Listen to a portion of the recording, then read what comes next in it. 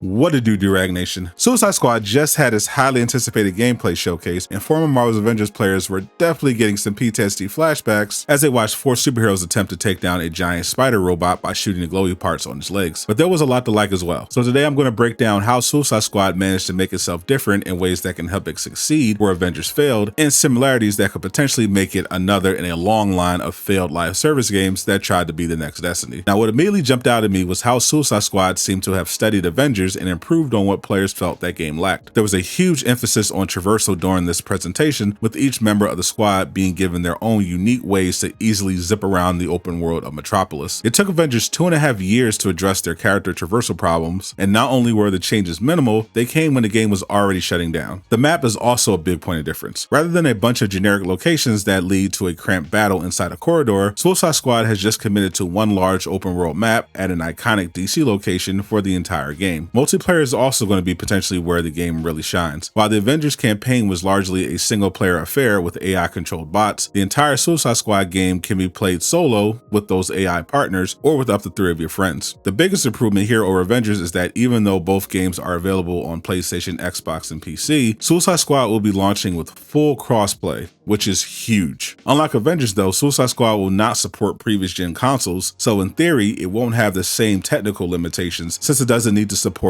PS4 or Xbox One. The similarities, though, are where this could all go horribly wrong. Both games will be following the Destiny route and attempting to make it as looter shooters, though in the case of Suicide Squad, they seem to be ahead of Avengers since they actually know that is the game they are making. We gotta look at some of the different gear items and perks, but we won't have a real idea of how good the gear system is and what the end game is like, if it has one at all, until the reviews are published closer to launch. The real potential problem is with the live service element. Like Avengers, Suicide Squad has not only promised to release post-launch content, which will include new missions and new playable characters, they have committed to providing all of that for free, with seemingly the game's only source of additional revenue being an in-game store with a battle pass that will only feature cosmetic items. Now, while the dedicated battle pass is a step up from what Avengers offered, what famously tanked that game besides its constant delays and technical issues was a lack of revenue. With lower than expected sales and a foolish commitment to free DLCs, Avengers struggled heavily with funding all the way up to its shutdown announcement, and saw the quality in its post-launch content drop massively as a result of not having enough money to invest in it. This isn't the first time Warner Brothers launched an ambitious attempt at a live service game with free DLC. Just last year, they released Multiverses, their attempt to basically cash in on the Smash Brothers and Brawlhalla hype. That game too only monetized itself with a cosmetic-only battle pass that wouldn't impact gameplay, while releasing free and earnable DLC characters. After a strong start, that game has reportedly lost 99% of its player base on Steam and recently had to delay its Season 3 launch. Unlike Avengers, that game isn't shutting down yet, but it just shows how difficult it could be to make a live service work, and that game has both a playable Batman and Superman. Suicide Squad is going to have to really blow players away with the quality of their content and new characters, while hoping the items on the Battle Pass are enough to entice players to fund the game, or will be unfortunately adding another failed live service superhero brawler to the pile, right next to Avengers and Marvel heroes.